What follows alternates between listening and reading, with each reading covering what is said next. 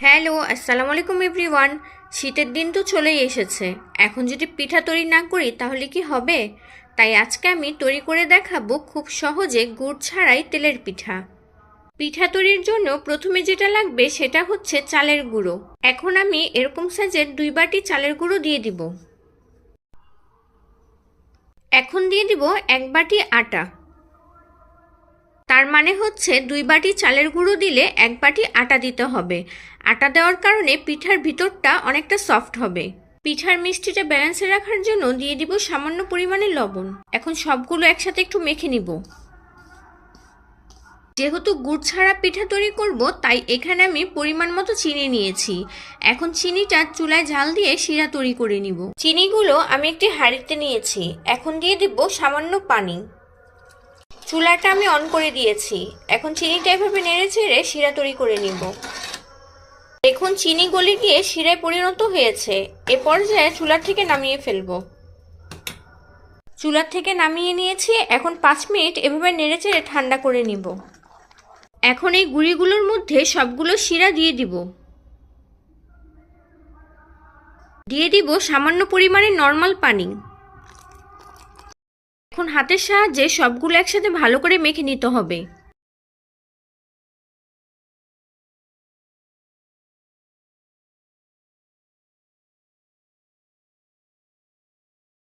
দেখুন সবগুলো একসাথে ভালো করে মাখানোর পর এরকম হয়েছে। এখন আরও পানি অ্যাড করতে হবে। আর এই পানিটা কিন্তু আপনারা একবারে দিবেন না, অল্প অল্প করে বারবার দিতে হবে। এখন আবারও সবগুলো একসাথে ভালো করে মেখে নিব। প্রায় 20 মিনিটের মতো এভাবে আমি হাতের সাহায্যে মেখে নিয়েছি। দেখুন এখন পিঠার জন্য বেটারটা একদম রেডি হয়ে গেছে। এখন দিয়ে দিব নারকেল কুড়ানো।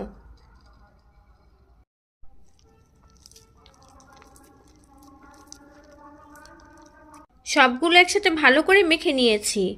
এখন পিঠা তৈরির জন্য বেটারটা একদম রেডি।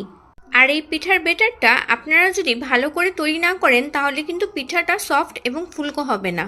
এখন 1 ঘন্টার জন্য এটা আমি রেস্টে রাখবো। ফিরে এলাম 1 ঘন্টা পর।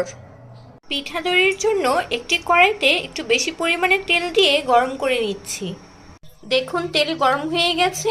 এখন পিঠা ভেজে নিব।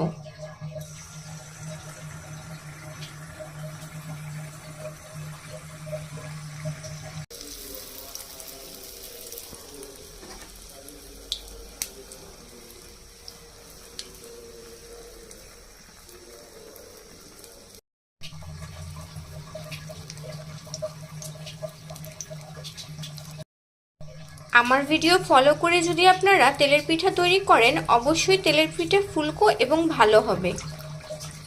চুলার তাপটা কিন্তু মিডিয়াম টু লো এর মাঝখানে রাখতে হবে। পিঠাটা একদম রেডি হয়ে গেছে। এখন তুলে নিব।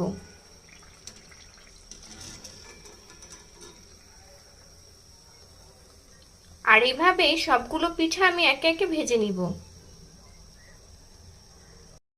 দেখুন গুড় ছাড়াই খুব সহজে তৈরি করে ফেললাম মজাদার তেলের পিঠা।